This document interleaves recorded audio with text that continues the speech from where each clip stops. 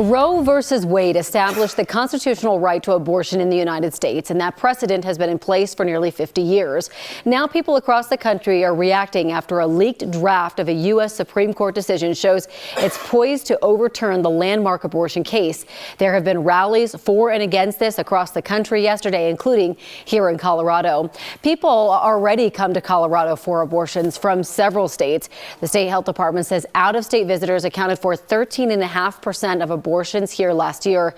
That's 1,560 abortions. The blue segment on this chart shows that it's at a 6-year high. Most people came from Wyoming and Texas. Planned Parenthood of the Rocky Mountains says it expects patient numbers to triple if Roe v. Wade is in fact overturned. Shortly after the public found out, Chief Justice John Roberts released a statement about the leak, verifying the draft opinion is real, while also calling the leak a betrayal and its release an egregious breach of trust. The Chief Justice has also directed the court-martial to launch an investigation into who was the source of the leak.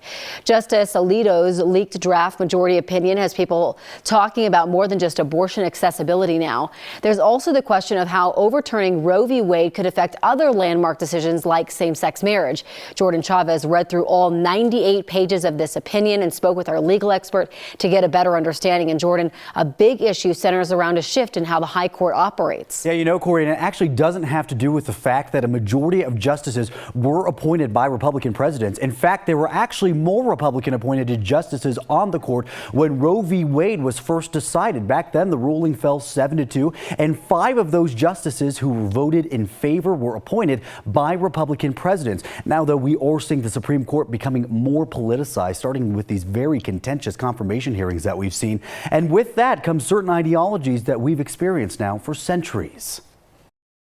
In his opinion, Justice Alito writes that issues like access to abortion are to be resolved like most important questions in our democracy by citizens trying to persuade one another and then voting.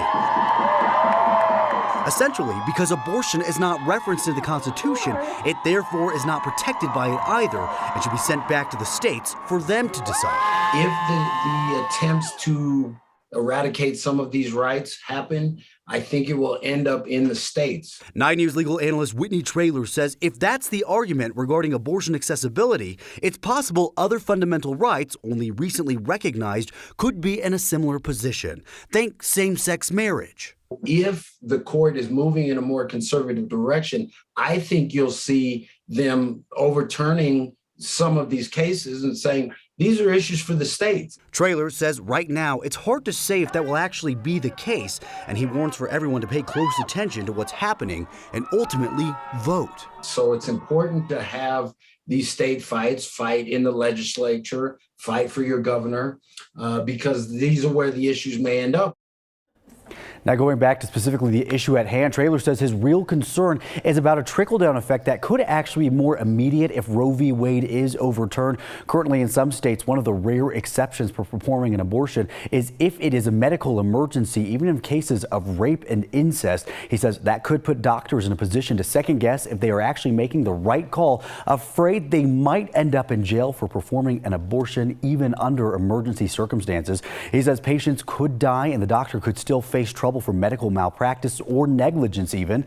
He says it could also put pressure on prosecutors to go after these people, making elections incredibly divisive, Corey. All right, Jordan, thank you. Well, if Roe v. Wade is overturned, it would, for now anyway, leave abortion laws up to the states. 22 states currently have some kind of law on the books that would be used to restrict the legal status of abortion. Of those states, 13 have so-called trigger laws that would ban nearly all abortions if Roe v. Wade is overturned by the court. There are also several states, including Colorado, that have laws that are dedicated to the protection of abortion rights. In all, 16 states, including the District of Columbia, offer some kind of protection from statewide abortion bans. Colorado voters could be asked to further protect abortion access here through a constitutional amendment. It's more difficult to pass and harder to strip out of law. Cobalt, a local group that supports a woman's right to choose, is working on a ballot issue for 2024 that would move Colorado's abortion protections from state statute to state constitution. It's considered an extra layer of protection because it would require a vote of the people to change the state constitution abortion as opposed to a law that could be changed by, say, Republican majorities in the legislature and a Republican governor. Cobalt says that it's planning to run this in 2024 when turnout will be higher in a presidential election year. Colorado voters have rejected ballot issues to restrict abortion access 6 times since 1998, most recently in 2020. There could be another attempt this November that would ban, quote, the murder of a child prior to, during, or after birth. Organizers are still gathering signatures to get it on the ballot. Both Republican candidates for governor say they do want to strip abortion rights from state law. Heidi Grenall's campaign would not say if she would also sign an abortion ban if she were governor.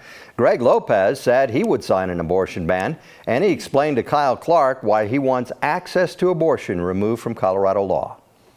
Here's my concern with that law, and I do believe that we need to undo it, but here's why. It says that there is no life in the womb of a female.